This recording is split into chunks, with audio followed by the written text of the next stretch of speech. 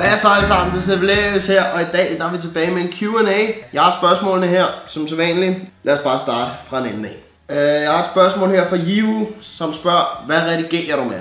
Og jeg redigerer med Final Cut Pro 10, og det har jeg gjort i 2 år eller sådan noget nu. Det er aldrig noget, jeg rigtig har haft problemer med. Det er mega let at lære. Rigtig godt program efter min mening. Du bor i Roskilde. Går du ikke? Jo, jeg bor i Roskilde. Ja, jeg bor i Roskilde. Hvad handlede din første video om? Min første video på den her kanal, den handlede om, at jeg spillede Cat Mario og var elendig til det. Ja, meget sjov video. Jeg kan lige smide den i beskrivelsen, hvis det er, så kan I tjekke den ud. Har du haft en kæreste? Keep up the good work. Ja, jeg har haft en kæreste, og nej, jeg har ikke en kæreste lige nu. Nej. Jeg har haft 2 rigtige kærester. Den ene varede i en uges tid, og den anden varede i næsten 3 måneder, så halvandet forhold. Hvad hedder din familie? Min mor hedder Nana, min far hedder Thijs, og min lille søster hedder Mille. Hvem er din yndlings-YouTuber i Danmark og i England, USA? Jeg har ikke nogen som sådan favorit-YouTuber i England. Men i USA, der er det klart og tydeligt Casey Neistat. Det kan vist også roligt ses på mine videoer. Casey Neistat, han er min absolut yndlings YouTuber, og jeg prøver alt hvad jeg kan ikke at kopiere ham alt for meget, selvom det er svært. Men jeg ved godt, meget af det jeg laver, det er meget stærkt inspireret af Casey Neistat. Selvfølgelig ikke i samme klasseniveau og alting, men altså, ja. Han er i hvert fald min allerstørste inspirationskilde her på YouTube, så Casey Neistat, og i Danmark, der må det være... Ja, den skulle... Jeg kan rigtig godt lide at se Dalvlog, eller For Grim til TV, som man hedder nu. Jeg ved ikke, om jeg har en decideret yndlings-YouTuber i Danmark, faktisk.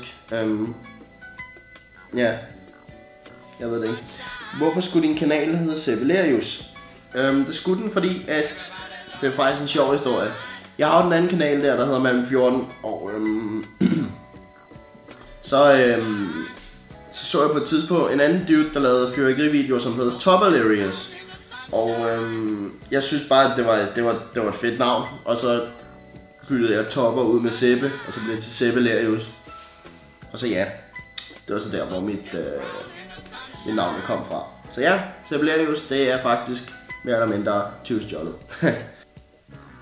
Hvad hedder du? Jeg ved godt, det lyder dumt. Det lyder ikke dumt, og jeg hedder Sebastian. Så ja, Sebastian. Hvad er dit yndlingsfodboldhold og fodboldspiller udover Brøndby? Mit yndlingsfodboldhold, det er Fulham FC, og dem har jeg været stor fan af i 6 år nu, eller sådan noget i den stil. Og ja, dem har jeg fulgt en hel masse, og min største drøm, det er sådan set at komme hen og se en af deres kampe. Ja, så Fulham FC, og så er jeg også Real Madrid-fan, og FC Roskilde-fan. Selvfølgelig, fordi lokale hold. Så ja, Fulham. Og min yndlingsfodboldspiller, hvis du mener sådan igennem tiden, eller sådan all time, så er det klart og tydeligt Roberto Carlos. Jeg prøvede altid at efterligne ham, da jeg var mindre og gik til fodbold. Jeg prøvede altid, du ved, med det lange tilløb til frispark og alting. Så ja, Roberto Carlos. Hvor gammel er du, og hvor mange subs går du efter på den her kanal? Altså for eksempel om 6 måneder, eller på Malm 14. Jeg ved ikke, om jeg som sådan går efter subs, men om 6 måneder, der vil jeg rigtig gerne... Jeg ved godt, det er mere eller mindre umuligt, men jeg vil rigtig gerne runde 2.000 subscribers på Sevelius om 6 måneder. Så jeg har tænkt mig at uploade rigtig tit. Så ja, det vil være en af de ting, som jeg vil gå efter. At uploade tit. Er du sneakerhead?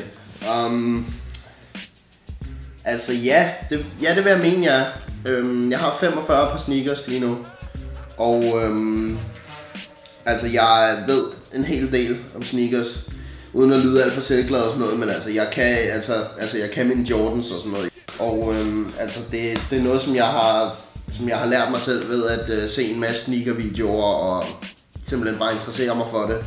Så altså jeg vil mene, jeg er sneakerhead. Man kan godt være sneakerhead, selvom man ikke har, du ved, 25 på Ultra Boost og har 20 på Yeezys. Altså man kan godt være sneakerhead, selvom man ikke er det.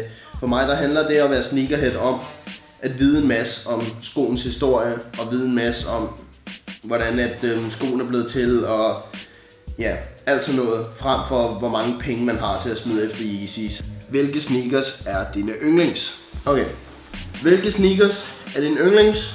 Det er nok min Adidas Alpha Bounce, som jeg købte på Rodos. Det er nogle rigtig komfortable sko, og så synes jeg også, at de ser mega ild ud, den måde som de er lavet med mønster, der går ned på sålen og så videre. Det ser bare super fedt ud. Så ja, kan du ikke lave en house tour af din lejlighed? Det ved jeg ikke lige, om det er muligt. Okay, tusind tak fordi I kiggede med i den her Q&A her. Hvis I vil se flere sådan nogle her videoer her, hvor jeg besvarer spørgsmål, så husk at smide en masse spørgsmål i kommentarfeltet. Tak fordi I kiggede med. Happy fucking New Year.